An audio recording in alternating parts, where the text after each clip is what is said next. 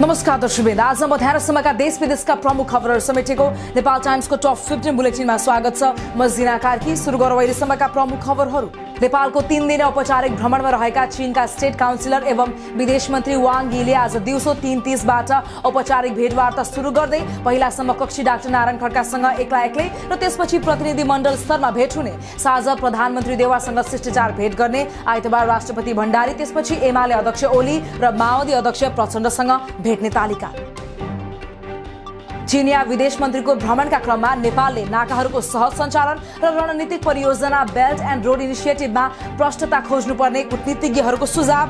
BRI परियोजना कार्यान्वयनका निमित्त नेपालले ऋण धान्न नसक्ने हो भने अनुदानका निम्ति चीनलाई प्रष्टसँग भन्नुपर्नेमा जोड।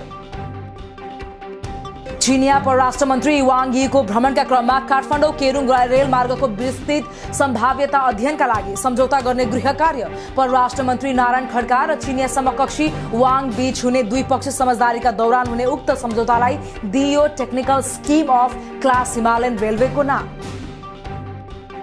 चीन सरकारको सहुलियतपूर्ण 22 अर्ब ऋणमा निर्माण भएको पोखरा क्षेत्रीय अन्तर्राष्ट्रिय विमानस्थल चीन सरकारद्वारा आज नेपाल सरकारलाई हस्तान्तरण गर्दै भर्चुअल माध्यमबाट हुने कार्यक्रममा चीनका विदेश मन्त्री यीले प्रधानमन्त्री देउवालाई विमानस्थलको चाबी हस्तान्तरण गर्ने कार्यक्रम रहेको पोखरा अन्तर्राष्ट्रिय विमानस्थलको जानकारी। सर्लाहीको ईश्वरपुर नगरपालिकामा रहेको बैलबास बजारमा आज बिहान झडप हुँदा सर्लाही क्षेत्र नम्बर 1 बाट निर्वाचित जसपा संघीय सांसद प्रमोद शाह घाइते। सडक निर्माण गर्दा भत्किएको फुलजोड युवा क्लबको भवन त्यसै ठाउँमा बनाउने हो कि नबनाउने भन्ने विषयमा दुई पक्षबीच झडप हुँदा स्थानीयले हानेको ढुङ्गा लागेर सांसद शाह घाइते।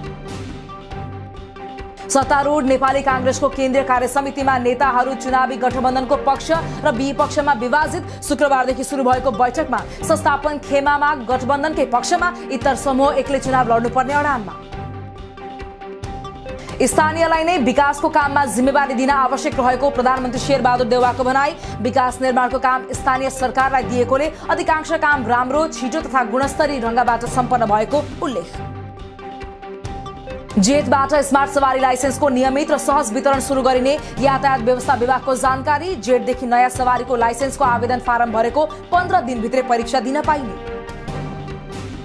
बागलुङको जैमिनी नगरपालिका वडा नम्बर 1 को टुनीबोट बस्तीमा स्थानीय बासिन्दा धमाधम गाउँ छाड्दै पानी पर्न साथ बाढी पहिरोको त्रास हुने भएकाले गाउँ छोड्न थालेको स्थानीयवासीको भनाई। 45 घर मध्ये 31 घर परिवार अहिले नै विस्थापित।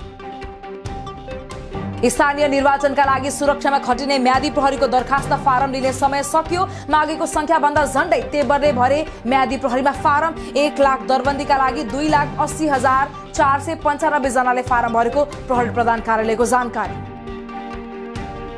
12 मा माइत हिँडेकी 28 वर्षीय सीता पटेलमाथि आफ्नै ससुरा र जेठाजुद्वारा एसिड आक्रमण। घाइते पटेलको नारायणी उपक्षेत्रीय अस्पताल वीरगञ्जमा उपचार हुँदै आक्रमणमा संलग्न वीरगञ्ज महानगरपालिका 13 का 32 वर्षीय रामबाबु शाह र 50 वर्षीय हवारी शाहलाई नियन्त्रणमा लिएको अनुसन्धान जारी रहेको 12 प्रहरी प्रवक्ता राजेश थापाको भनाई। लुम्बिनी प्रदेशमा गठबन्धन दलहरूबीच आलो पालो सरकार चलाउने गरी भएको भद्र सहमति कार्यान्वयन गर्न नेपाली कांग्रेसको माग। सहमति अनुसार अब कांग्रेसले मुख्यमन्त्री पाउनुपर्ने माग सहितको पत्र पार्टी सभापति देउवालाई पठाउने कांग्रेस लुम्बिनी प्रदेशसभा संसदीय दलको निर्णय। कर्णाली प्रदेशमा यस वर्ष पनि बजेट खर्च निराशजनक। चालु आर्थिक वर्षका लागि 36 अर्ब 74 करोड बढी बजेट विनियोजन गरिएकोमा करिब 6 अर्ब मात्रै खर्च। फागुन मसान्तसम्म जम्मा विनियोजित बजेटको 16.13% मात्रै खर्च भएको कर्णाली प्रदेश लेखा नियन्त्रण कार्यालयको जानकारी।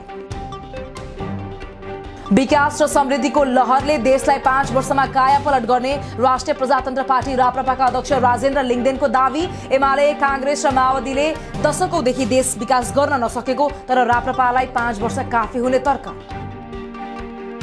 युक्रेनमाथि रुसी आक्रमणमा हालसम्म 1000 भन्दा बढी युक्रेनी सर्वसाधारण मारिएको संयुक्त राष्ट्रसङ्घको तथ्याङ्क। 1 महिनाको अवधिमा कम्तीमा 1081 सर्वसाधारणको मृत्यु, 1707 जना घाइते। आज मध्याह्नसम्मका देश विदेशका प्रमुख खबरहरू समेटेको नेपाल टाइम्सको टप 15 बुलेटिन अहिलेलाई सक्यो। हामी भोलि फेरि टप 15 समाचारका साथ उपस्थित हुने नै छौं। नेपाल टाइम्सको युट्युब च्यानल सब्स्क्राइब गरिदिनु भएकोमा र फेसबुक पेज लाइक गरिदिनु भएकोमा धन्यवाद। ताजा खबरहरू नेपाल टाइम्सको अनलाइन पोर्टल www.nepaltimes.net मा पनि गएर हेर्न सक्नुहुनेछ। नेपाल टाइम्स हेर्दै गर्नुहोला। नमस्कार।